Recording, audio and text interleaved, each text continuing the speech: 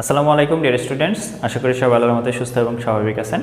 আজকে আমরা ইনশাআল্লাহ লেস্টের ব্যবহারটা শিখব। এই লেসটা কমপ্লিটিং সেন্টেন্স এবং রাইট ফর্মস অফ ভার্বসের ক্ষেত্রে অনেক বেশি গুরুত্বপূর্ণ।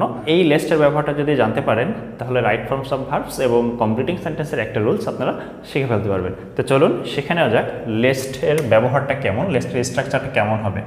তো প্রথমে বলছি, লেস্ট কথাটার অর্থ হলো নতুবা কিংবা না হলে। আচ্ছা, তো লেস্টের বাক্যটা কেমন হয়, লেস্ট দিয়ে যে বাক্য তৈরি হয় সেই বাক্যটা কেমন হতে পারে আপনারা একটু দেখে নিন।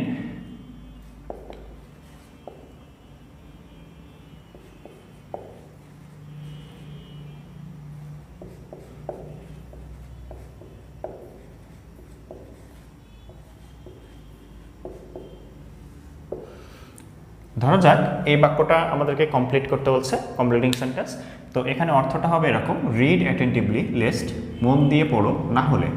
মন দিয়ে পড়ো না হলে আমরা বাংলাতে বাক্যটা আগে কমপ্লিট করে নিব, তারপরে আমরা সেটাকে ইংলিশে ট্রান্সলেট করব। তবে ইংলিশে ট্রান্সলেট করার আগে একটা স্ট্রাকচার আমরা ফলো করব, সেই স্ট্রাকচারটা কি দেখে নেওয়া যাক।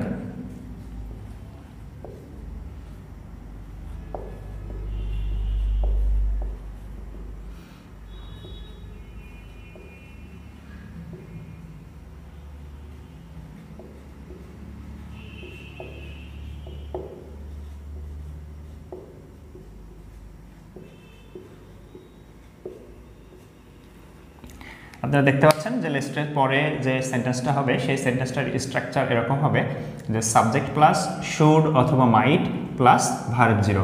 তো এখানে যে শুডটা আপনারা দেখতে পাচ্ছেন এটার গুরুত্ব বেশি। যদি এমসিকিউ এর উত্তর করতে যান সেক্ষেত্রে যদি অপশনে শুড থাকে তাহলে অবশ্যই এই শুড এটা দিয়ে কারেক্ট অ্যান্সার করবেন। যদি মাইট থাকে, শুড থাকে, দুইটা থাকে, তবে শুড আপনারা বেশি প্রিফার করবেন।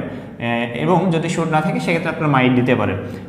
তো লিস্টের পরের যে সেন্টেন্সটা, অর্থাৎ এই সেন্টেন্সটার স্ট্রাকচারটা হবে এরকম যে সাবজেক্ট প্লাস শুড অথবা মাইট প্লাস ভার্বের বেস ফর্ম অর্থাৎ ভার্ব জিরো। তো আমরা বাক্যটা আগে বাংলাতে কমপ্লিট করি যে রিড অ্যাটেন্টিভলি, মন দিয়ে পড়ো লিস্ট, না হলে তুমি ফেল করবা, না হলে তুমি ফেল করবা। আমরা এখানে যে কথাটা লিখবো সেটার অর্থ হবে তুমি ফেল করবা। তো এখানে সাবজেক্ট চলে আসছে তুমি, সুতরাং আমরা এখানে ইউ লিখতে পারি। এরপর আসছে শুড অথবা মাইট, তো আমি বলছিলাম শুডের গুরুত্বটা বেশি, শুড লিখলাম আমরা। তারপরে আসছে ভার্ব জিরো বা ভার্বের বেজ। তো এখানে অর্থটা যেহেতু করছিলাম যে তুমি মন দিয়ে পড়ো না হলে তুমি ফেল করবা, তো এখানে ভার্বটা আসছে ফেল করা, তো ফেলের ভার্ব জিরো হলো ফেইল।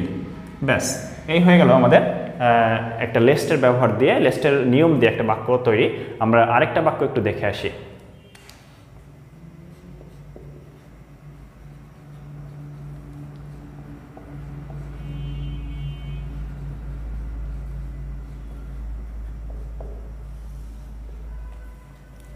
ডিয়ার স্টুডেন্টস, আপনারা দেখতে পাচ্ছেন যে এখানে আমি আরেকটা এক্সাম্পল লিখছি, হি ওয়ার্কড হার্ড লেস্ট, সে কঠোর পরিশ্রম করেছিল না হলে।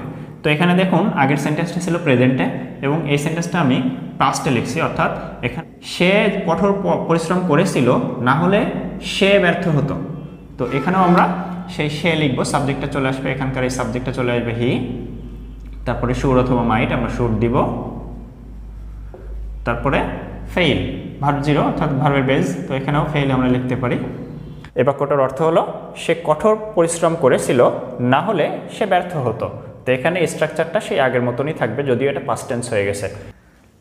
ডিয়ার স্টুডেন্টস, এখানে উল্লেখ্য যে লেস্টের অর্থ যেহেতু না হলে, তাই লেস্ট নিজেই একটা নেগেটিভ শব্দ।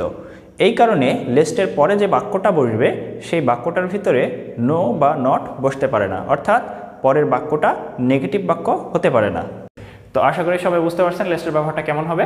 আপনারা যেটা করবেন, লেস্টের ব্যবহার করে আপনারা কয়েকটা সেন্টেন্স কমেন্ট করে জানিয়ে দিন, আমি আপনাদেরকে বলবো যে আপনারা ঠিক লিখছেন কি ভুল লিখছেন। তো সবাই ভালো থাকবেন, আল্লাহ হাফেজ।